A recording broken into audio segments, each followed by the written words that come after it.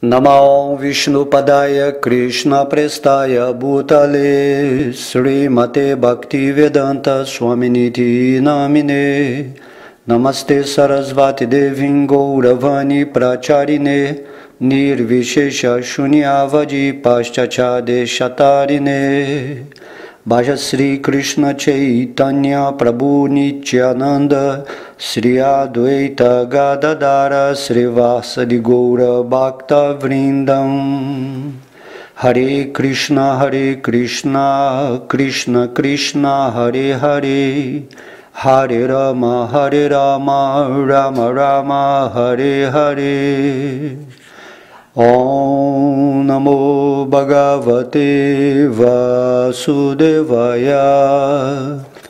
Vasudeva. Haribol, todas as glórias aos devotos reunidos. Na aula de hoje falaremos o capítulo 30 do canto 3 do Srimad Bhagavatam, intitulada O Senhor Kapila descreve as atividades fruitivas adversas. Então vamos ao verso 1. A personalidade de Deus disse: assim como uma massa de nuvens desconhece a poderosa influência do vento, uma pessoa absorta em consciência material desconhece a poderosa força do fator tempo que a está arrastando. Qualquer coisa que o materialista produza com grande dor e esforço em troca da dita felicidade, a suprema personalidade de Deus, como o fator tempo, destrói, e por este motivo a alma condicionada se lamenta. O materialista desorientado não sabe que seu próprio corpo é impermanente e que os atrativos do lar, da terra e da riqueza que estão relacionados com este corpo também são temporários. Somente por ignorância, ele pensa que tudo é permanente. A entidade viva, seja qual for a espécie de vida em que apareça, encontra nela um tipo de satisfação específico e nunca tem aversão a estar situada em tal condição. A entidade viva condicionada sente-se satisfeita em sua própria espécie de vida em particular. Enquanto está iludida pela influência encobridora da energia ilusória, ela sente-se pouco inclinada a deixar seu corpo, mesmo que esteja no inferno, pois ela sente deleite no gozo infernal. Tal satisfação com esse padrão de vida deve-se à profundamente arraigada atração pelo corpo, esposa, lar, filhos, animais, riqueza e amigos. Em semelhante associação, a alma condicionada julga-se completamente perfeita. Embora sempre esteja ardendo em ansiedade, um tolo assim sempre executa atividades malignas de toda a espécie, com uma esperança que jamais será satisfeita, a fim de manter sua dita família e sociedade. Ele dá o coração e os sentidos a uma mulher que falsamente o enfeitiça com maia. Ele desfruta de abraços solitários e conversas com ela, e fica encantado com as doces palavras de seus filhinhos. O chefe de família, apegado, permanece em sua vida familiar, que é cheia de diplomacia e política, sempre disseminando misérias e controlado por atos de gozo dos sentidos. Ele age somente para neutralizar as reações de todas as suas misérias. E se consegue neutralizar tais misérias com sucesso, ele pensa que é feliz. Ele consegue dinheiro cometendo violência aqui e ali, e embora o empregue a serviço de sua família, ele próprio come apenas uma pequena porção do alimento assim adquirido, e vai para o inferno por aqueles para quem ganhou o dinheiro de maneira tão irregular. Quando sofre reveses em sua ocupação, ele tenta repetidamente aprimorar-se, mas quando se frustram todas as suas tentativas e ele se vê arruinado, ele aceita dinheiro dos outros devido à cobiça excessiva. Deste modo, o homem desventurado, mal-sucedido em manter os membros de sua família, é destituído de toda a beleza. Ele sempre pensa em seu fracasso, enchendo-se de profundo pesar.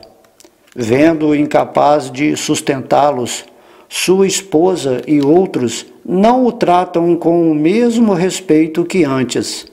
Assim como fazendeiros avarentos não concedem o mesmo tratamento a seu gado velho e idoso. O chefe de família tolo não sente aversão pela vida familiar, embora seja mantido por aqueles a quem um dia sustentou. Deformado pela influência da velhice, ele se prepara para encontrar-se com a morte fatal. Assim, ele permanece em casa como um cão de estimação e come qualquer coisa que lhe seja dada com displicência. Atacado por muitos males, tais como dispepsia e perda de apetite, ele come somente pequeníssimos bocados de alimento e se torna um inválido que não pode mais trabalhar. Nessa condição doentia, seus olhos esbugalham-se devido à pressão interna do ar e suas glândulas ficam congestionadas com muco. Ele tem dificuldade de respirar e, ao exalar e ao inalar, produz um som parecido com gura-gura, um ruído dentro da garganta. Dessa maneira, ele tomba nas garras da morte e jaz, cercado por lúgubres amigos e parentes. E, embora queira falar com eles, ele já não consegue, porque caiu sob o controle do tempo. Assim, o homem que, com sentidos descontrolados, se dedicava a manter uma família, morre em grande aflição, vendo seus parentes chorando. Ele morre de maneira muito patética, entre grandes dores e sem consciência. No momento da morte, ele vê os mensageiros do Senhor da morte aparecerem ante ele, com os olhos cheios de ira, e com grande temor ele defeca e urina. Assim como os agentes policiais do Estado prendem um criminoso para ele ser punido, uma pessoa ocupada em gozo criminoso dos sentidos é semelhantemente capturada pelos jamadutas, que a amarram pelo pescoço com fortes cordas e cobrem-lhe o corpo sutil para que possa ser submetida a rigorosos castigos. Enquanto é carregado pelos mensageiros de Dhamaraja, ele sente-se oprimido e suas mãos tremem.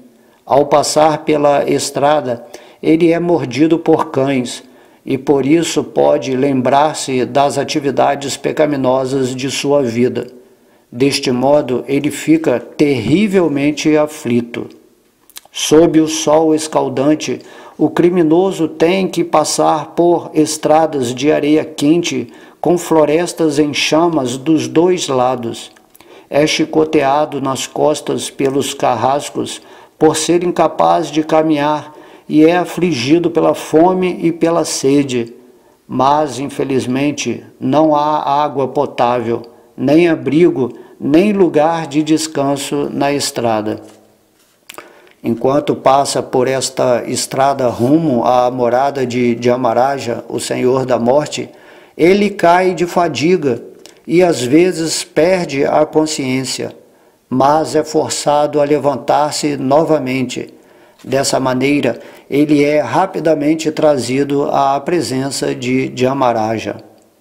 Deste modo, ele tem de passar por 99.000 yojanas dentro de 2 ou 3 segundos, e depois é imediatamente submetido aos castigos torturantes que está destinado a sofrer. Ele é posto no meio de tições de madeira incandescente e ateia-se fogo aos seus membros. Em alguns casos, ele é forçado a comer sua própria carne ou dá-la a comer aos outros. Suas entranhas são arrancadas pelos cães de caça e abutres do inferno. Muito embora ele ainda esteja vivo para ver isso, e ele fica sujeito ao tormento de serpentes, escorpiões, mosquitos e outras criaturas que o mordem. Em seguida, seus membros são amputados e despedaçados por elefantes. Ele é atirado violentamente de cumes de colinas e, além disso, é mantido cativo ou na água ou numa caverna. Homens e mulheres cujas vidas giravam em torno da prática de vida sexual ilícita são postos em muitas espécies de condições miseráveis nos infernos conhecidos como Tamijla, Andatamijla e Haurava. O Senhor Kapila continuou: minha querida mãe, às vezes se diz que experimentamos céu ou inferno neste planeta, pois os castigos infernais às vezes são visíveis também neste planeta. Após deixar este corpo, o homem que manteve a si e aos membros de sua família, através de atividades pecaminosas, sofre uma vida infernal e seus parentes também sofrem. Solitário, ele vai às mais escuras regiões do inferno após abandonar o corpo atual, e o dinheiro que adquiriu, invejando outras entidades vivas, é o dinheiro da passagem com a qual ele deixa este mundo. Assim, pelo arranjo da Suprema Personalidade de Deus, o mantenedor dos parentes é posto numa condição infernal para sofrer por suas atividades pecaminosas, assim como um homem que perde sua riqueza. Portanto, uma pessoa que está muito ansiosa por manter sua família e seus parentes, somente mediante métodos negros, vai com toda a certeza à mais escura região do inferno, que é conhecida como Andatamijla. Tendo passado por todas as condições miseráveis e infernais, e tendo passado em ordem regular pelas mais baixas formas de vida animal anteriores ao nascimento humano, e tendo sido assim purgado de todos os seus pecados, ele renasce mais uma vez como ser humano nesta terra. E assim terminamos o capítulo 30. Então vemos aqui nesse capítulo que a barra é pesada, né? Deus está explicando diretamente que a pessoa não sabe para onde ela está se movimentando através de suas atividades aqui nesse mundo material. A nossa esperteza, a nossa inteligência, né, de enganar os outros, de adquirir bastante riqueza, vai nos conduzir para uma região infernal. Então aqui nesses versos, Krishna fala, a riqueza que você está adquirindo aqui nesse mundo de forma ilegal, né, através da manipulação das pessoas, né, é a passagem que você vai estar comprando para essas regiões infernais, né, umbralinas, assim, cada filosofia fala de um jeito. Então Krishna está explicando aqui, né, as coisas medonhas pelas quais essa alma vai ser submetida, onde ela vai lembrar assim do porquê que ela está passando por cada coisa, né, dessas reações das suas atividades. Então essa pessoa vai ser conduzida até o Senhor Dhyamaraja, que é o ser, né, o semideus que julga os prós, né, positivos e negativos da nossa vida. Mas esse capítulo aqui são as atividades fruitivas adversas, né? Então está falando do lado negativo. Então você vai ter que passar por condições assim. Então eu fico pensando nessas pessoas, né, atuais assim, que só pensam em dinheiro, em luxúria, né? Pessoas que estão assim realmente manifestando muita violência, muito desprezo pelos outros seres vivos. Cada sentimento, cada ação que você está fazendo aqui vai ter uma reação após você deixar esse mundo material, e como nós vimos aqui nesses versos, não são assim coisas muito agradáveis, né?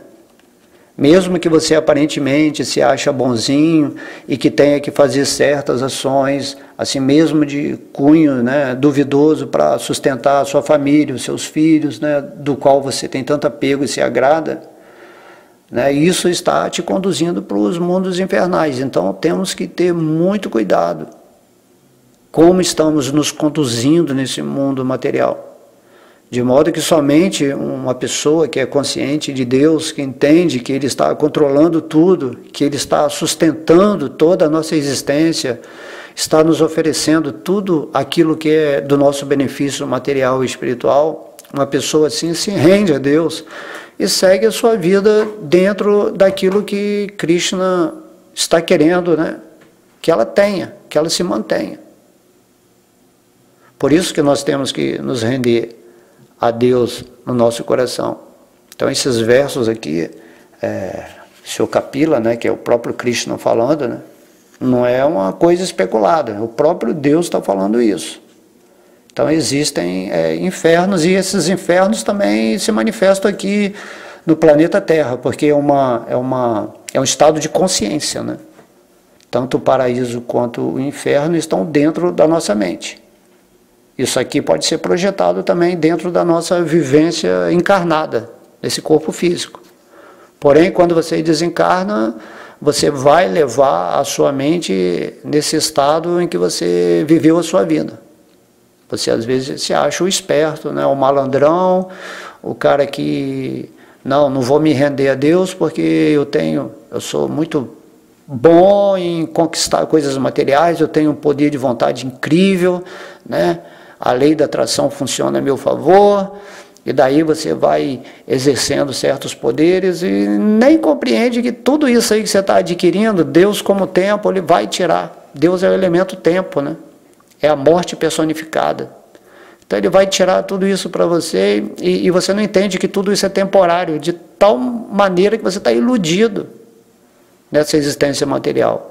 Então todo o seu esforço, toda a sua luta para manter um certo padrão aqui material nesse mundo, né, usando de várias artimanhas intelectuais para conquistar os objetos ou para seduzir as pessoas, tudo isso aí vai acabar, de uma hora para outra aí vai acabar.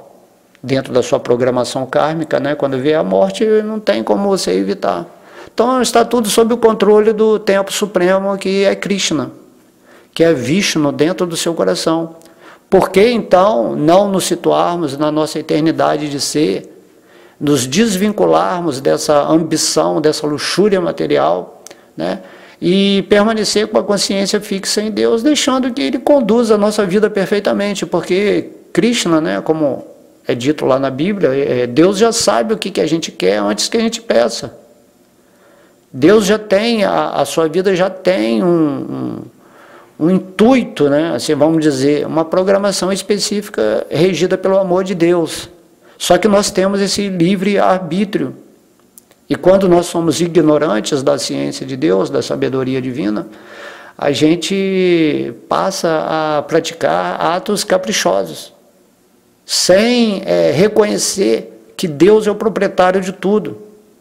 Que lá no fundo, né, essa consciência suprema é que deve receber a gratidão, o nosso reconhecimento de tudo que estamos desfrutando. Por isso que devemos oferecer tudo para Deus. Até a nossa respiração, né? A inalação, a expiração, tudo se deve entender que é Deus que está te oferecendo esse ato de respirar que mantém essa forma física viva.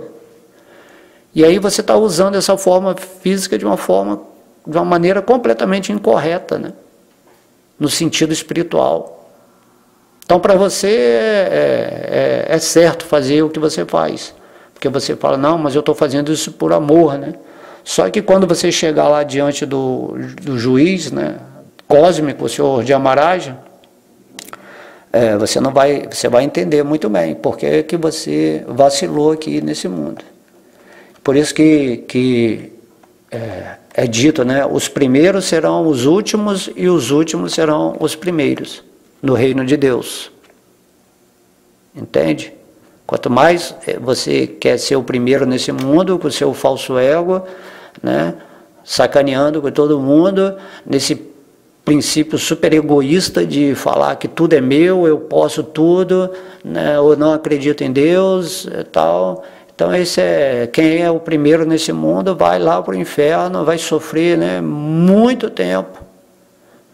E aí vai ser polido, né? Também o inferno não é eterno, mas se você sabe que depois da morte você vai passar por uma condição infernal, é isso que a sabedoria está nos ensinando aqui. Então, através dessa conscientização, por que não? Você fala assim, não, não vou fazer mais certas atividades que estavam, né, interrompendo a minha ascensão de energia para eu ir para lugares de amor, né, após a morte. Ou ir até mesmo para a própria morada de Deus, que é isso que temos que fazer. E aí você vive vida após vida assim, saindo, vai para uma condição infernal, aí volta de novo, aí faz tudo errado, e não quer saber de Deus, não quer saber da sabedoria, não quer saber de nada, quer viver essa vidinha morna, né? Essa vidinha de conforto material, e não entende que, na verdade, Deus está mantendo tudo na vida de cada pessoa. E que a única coisa que a forma humana tem que fazer, pela qual Deus a criou, é você fazer esse sacrifício diário. Entendeu? Esse ofício sagrado, né? Como a gente sempre repete aqui, de devotar a sua energia a esse ser supremo que está dentro do seu coração. E dentro do coração também de todas as entidades vivas. Assim, o nosso livre-arbítrio é exatamente para escolhermos estarmos vivendo em conexão com essa força suprema dentro do nosso coração, deixando que Ele nos conduza perfeitamente nessa vida, onde vamos estar com plena consciência espiritual, né? Desenvolvendo, despertando cada vez mais o nosso amor por Deus em reconhecimento da misericórdia dele, de nos dar essa oportunidade agora, nessa forma humana, de voltar para a nossa condição original de ser, em felicidade, né? Em consciência. Então você tem que pensar, né, seriamente, por que você não está fazendo isso? Mas agora você tem esse conhecimento, certo? Então você sabe que depois da morte você vai para onde? Então o próprio Deus Kapiladeva está falando aqui. Se você usou sua vida para enganar, para roubar, para mentir, para manipular, né, a vida das outras pessoas em detrimento do seu egoísmo, da sua racionalização de que você está fazendo bem para os seus familiares, para os seus filhos, né? Então tudo isso aí é demoníaco. Não está de acordo com o plano de Deus, com o sistema de harmonia espiritual. Por isso que essa terra, né, está no momento de regeneração. As pessoas têm que acordar para isso. Todo mundo tem que entender essa existência de Deus, se situar em Deus, ver e ter esse espírito de fraternidade planetário, né, universal, com todas as raças do planeta. Então esse é o mundo ideal, criado por Deus, um mundo de harmonia. E a partir do momento em que estamos vivendo nessa consciência separatista, né, de Deus, Deus está em algum lugar, né? Então não existe isso, tudo é Deus, você está em Deus, Deus está em você, e você tem que estar vivendo em Deus para ter uma vida perfeita e plena, sem nenhum problema, né? E se tiver problema, Deus vai resolver, você tem que ficar tranquilo, confiante, com plena fé. É isso que Krishna nos pede no Bhagavad Gita, né? Eu vou trazer para você tudo o que te falta e vou manter o que você tem. O devoto puro de Krishna pode ser milionário, mas para ele isso não faz diferença, não é esse dinheiro que vai conduzir ele para o inferno. Esse dinheiro vai conduzir ele para o paraíso, porque ele está usando a vida dele, né, em todos os aspectos, também na relação com seus familiares. Esse devoto, ele está ensinando a sua esposa, está ensinando a seus filhos, tudo essa base espiritual de existência. Então, quanto mais você fizer isso e mostrar aos seus familiares que o que vale a pena é viver, né, em amor, em frequência de auxílio, de tentar se iluminar e passar a mensagem de Deus para todos os corações, então você está realmente fazendo o papel digno, né, de um ser humano, de um devoto puro de Krishna nesse mundo. A gente pode ver aí que os mestres, quando eles sacrificam, né, a existência superior deles e vêm aqui encarnar nesse planeta, eles caminham nesse amor incondicional, tentando fazer com que todo mundo simplesmente ame a Deus acima de todas as coisas, né? A gente vê aí a vida de Srila Prabhupada, né? 70 anos, 80 anos, 70, até 77 ele viveu, rodando o mundo inteiro, assim, poderia estar lá em Vrindavana, cultivando sua vida espiritual, tranquilo, né? Mas não, assim, esse amor, né, foi expandido para outros corações, porque Prabhupada viu, né, o amor de Deus, né, presente na condição daquelas almas cuja tendência natural é se voltar para Deus e sair dessa prisão material. Então, quanto mais almas estiverem fazendo esse papel, né, de levar a luz e o amor para as outras pessoas, a consciência, a sabedoria, é o que Krishna fala, que nesse mundo não há devoto mais querido para ele do que esses que estão, né, vivendo no paraíso transcendental nesse mundo material. Você já está vivendo em Krishna, mesmo aqui nesse mundo material. Mesmo porque não há condição de você não viver em Krishna, só se sua mente te enganar. E aí vem o falso ego. Aí você acha que é o bonzão, aí você acha que você é superior a todo mundo, e aí você vai para o inferno, entendeu? Essa é a condição infernal, quando você se dissocia de Deus e se acha o próprio Deus, ou alguém divino nesse mundo, alguém que pode tudo, né? E aí, para poder conquistar isso tudo, você explora todo mundo, né, e despreza todos os seres vivos, o planeta, né, a ecologia, o sistema social e espiritual organizado por Deus, e aí tudo se torna caótico, e então Deus vai vir, sempre vem e age de alguma forma. Então ele vem, dá um terremoto, dá uma epidemia, um maremoto, ou esquenta demais o clima, ou faz uma guerra, ou qualquer coisa que vai ser de acordo com a reação que os seres humanos teimosos, né, merecem. Mas se você está vivendo em Krishna, você está vendo a ação de Deus em tudo, e Krishna fala, fica tranquilo, porque isso aí é o corretivo para quem não quer se render a mim. Se você já está rendido a mim, você está fixo em amor, em alta vibração, transcendental. Então vamos todos nós, por favor, né, evitar essa condição infernal após a morte, e vamos ficar fixos nos pés de lótus de Deus, que está aqui agora no nosso coração, nesse exato momento. Você não tem que fazer nenhum esforço para atingir a Deus. Entendeu? A coisa mais natural para o espírito é ele estar vivendo em Deus. Isso é o natural, é o tranquilo. Agora, o esforço você é feito quando você quer conquistar a matéria. Né? Quando você quer ganhar dinheiro, quando você quer enganar, e você vive aquela vida de ansiedade, e se lamenta, e tem inimigo, e briga com um, briga com outro, e no final, né, aqui também fala sobre a velhice, que você vai chegar na velhice, e aí você vai ser rejeitado por todo mundo, porque a gente só é querido quando a gente está fornecendo, né? O din-din, quando está fornecendo vitalidade, coisas boas, aí todo mundo gosta da gente.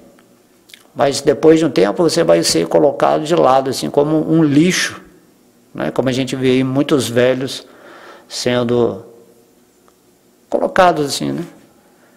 Um bagulho que não serve para mais nada. E aí Krishna vai mostrando, ó, você tem que perceber que você está envelhecendo, cara, né? Você vai entrar numa condição lamentável. Vai urinar, vai defecar, né? Vai viver com medo, vai ter problemas, doenças de velho, é o corpo, né?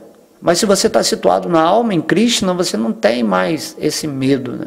Você sabe que após a morte, se você estiver em consciência espiritual, você simplesmente vai ser levado por Krishna, né? Não vai vir os Jamadutas, que são os serviçais de Jamaraja, te carregar desse corpo, né? Com cordas que prendem o seu corpo sutil. Quem vai vir te buscar? Os Vishnudutas. Os servos do Senhor Vishnu vão vir aqui amorosamente te retirar do seu corpo material e te conduzir para, né, ou os lugares superiores do universo ou para Krishna Loka. Depende da sua consciência. Se você passou essa vida material aqui rendida a Krishna, dia a dia, fazendo esse sacrifício de cantar, né, que na verdade não é um sacrifício, é um ofício sagrado, né?